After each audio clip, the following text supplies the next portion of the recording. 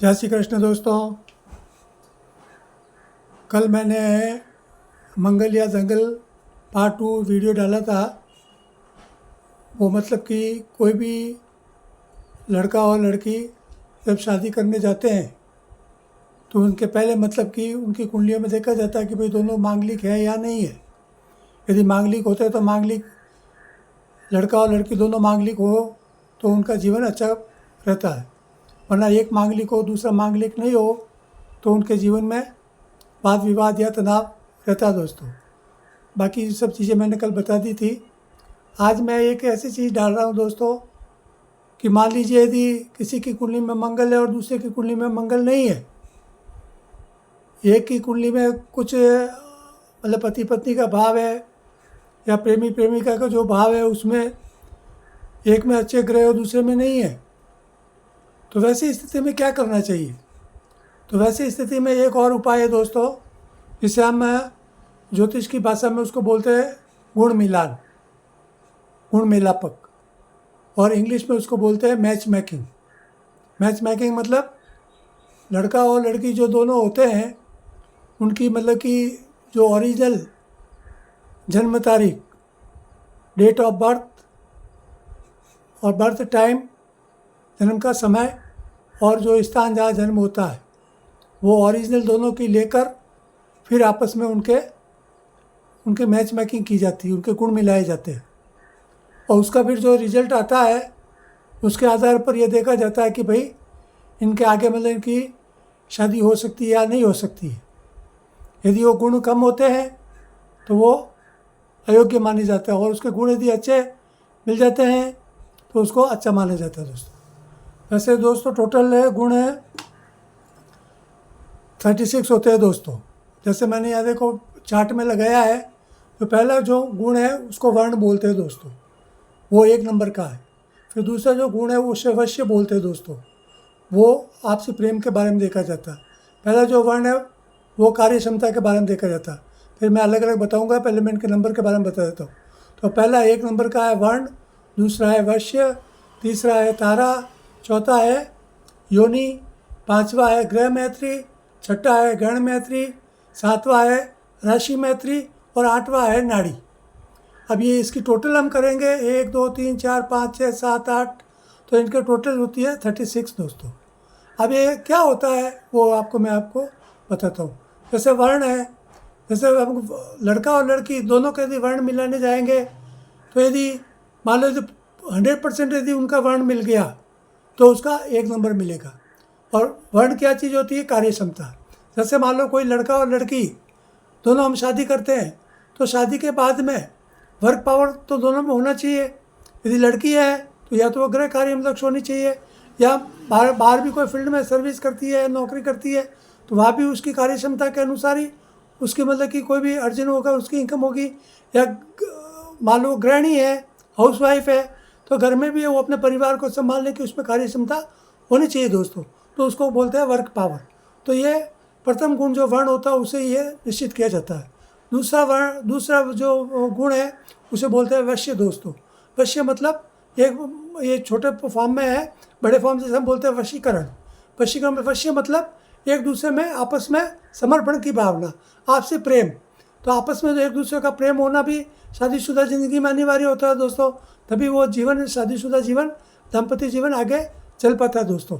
तो इसको mutual love interact बोल सकते हैं दोस्तों। तो आपस में जो प्रेम होता है उसे हम वश्य बोलते हैं दोस्तों। तीसरा भाव है तारा का, तीसरा नंबर तारा का है। तारा मतलब आपसी समझ दोस्तों।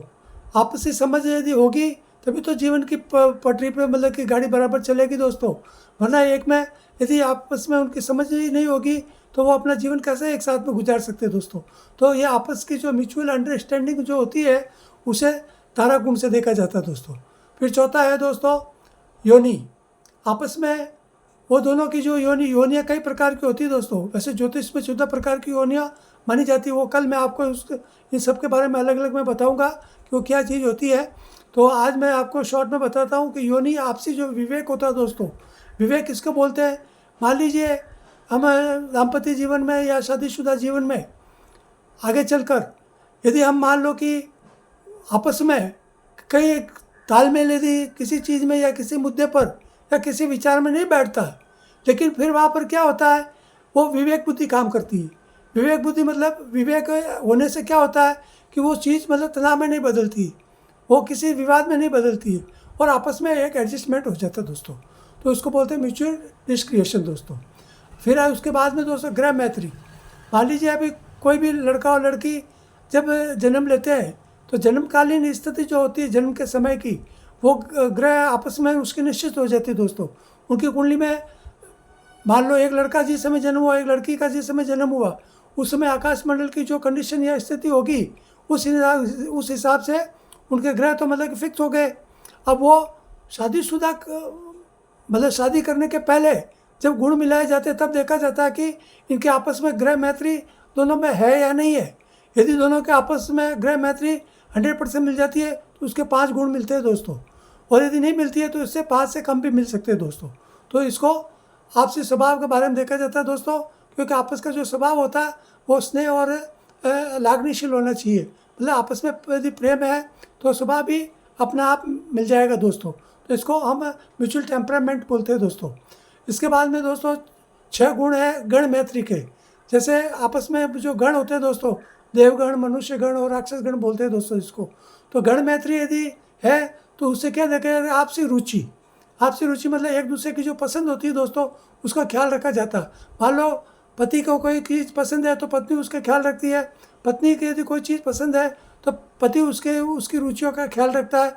एक दूसरे के मतलब कि रुचि और मतलब कि जो पसंद नापसंद के जो ख्याल रखा जाता है उसको बोलते हैं दोस्तों म्यूचुअल एटीट्यूड दोस्तों। तो उसको जो आपसी रुचि होती उसकी मतलब कि गणना ये गण मैत्री से की जाती, जिसके यदि 100% मिलता है तो 6 गुण मिलते हैं, वरना इससे कम मिलते हैं दोस्तों। इसी प्रकार आगे चल के 7वां नंबर है राशि मैत्री।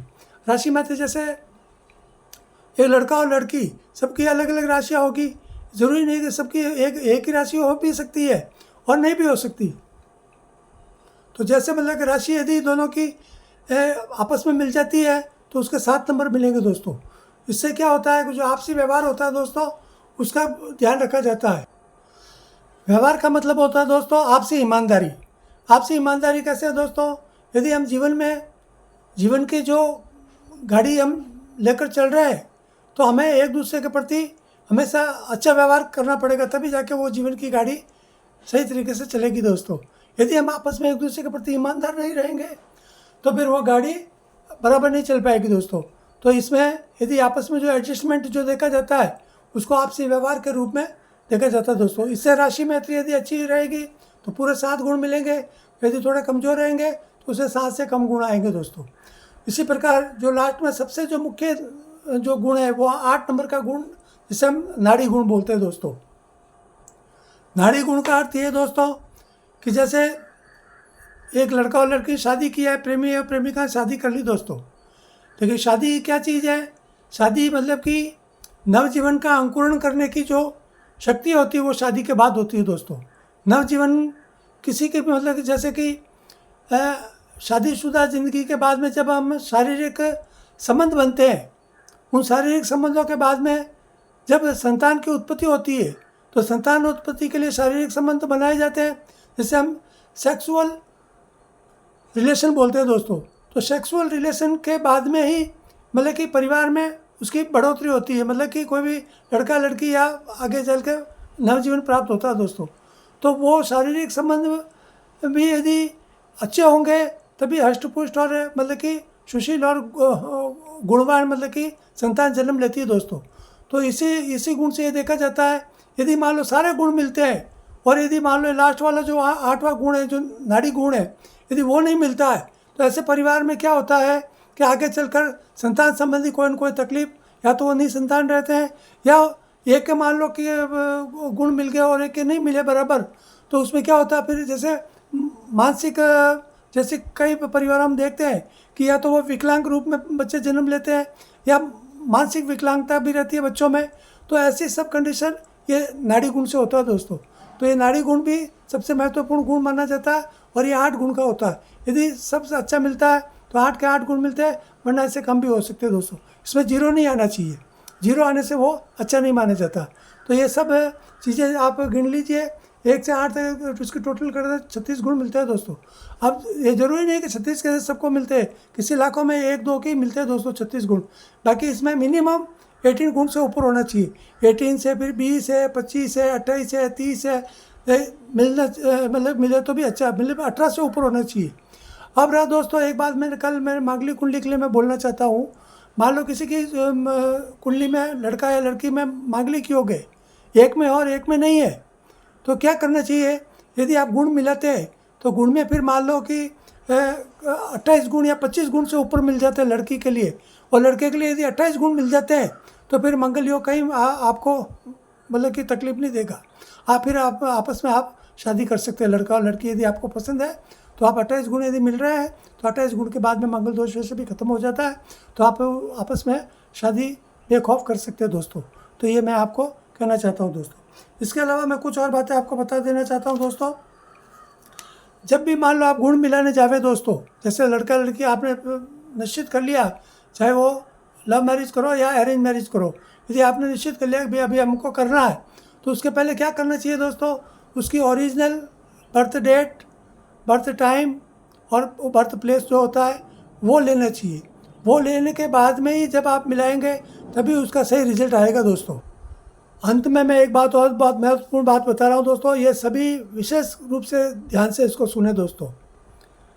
कई बार क्या होता है दोस्तों कि गुण मिलाने में भी मतलब कि फ्रॉड होता है दोस्तों। फ्रॉड ऐसे, मान लो विशेष करके जो लड़की के जो माता पिता होते हैं, मैं उनके बारे में बात बोल देना चाहता हूँ। चाहे लड़का हो चाहे लड़की हो, कोई भी हो, हमेशा क्या होता है दोस्तों, कई बार मान लो कोई अच्छा परिवार है, धनाढ़ परिवार है, तो आपस में क्या है कि लोभ लालच और ये जो दहेज लोभी टाइप के जो लोग होते हैं ना दोस्तों, वो फिर क्या करते हैं, जब कुंडली मिलानी होती है उनके पास यदि सही कुंडली होने के बाद में भी जब देखते हैं कि भाई आपस में कुंडली नहीं मिल रही है, तो फिर वो क्या करते हैं, डुप्लीकेट कुंडलियाँ बनवाते हैं दोस्तों, ताकि वो गुण के कैसे भी करके मिल जावे और शादी एक बार हो जावे, ताकि उनको जो भी आराम का माल मता उनको मिल जावे।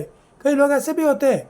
तो इसलिए मैं विशेष करके मैं ये कहना चाहता हूँ सबके लिए कि सबसे पहले यदि आपको किसी के साथ संबंध बनाने हैं तो पहले अपनी कुंडली मत दीजिए दोस्तों। पहले अपनी कुंडली कभी मत दीजिए, पहले सामने वाले की कुंडली मंगवाइए दोस्तों।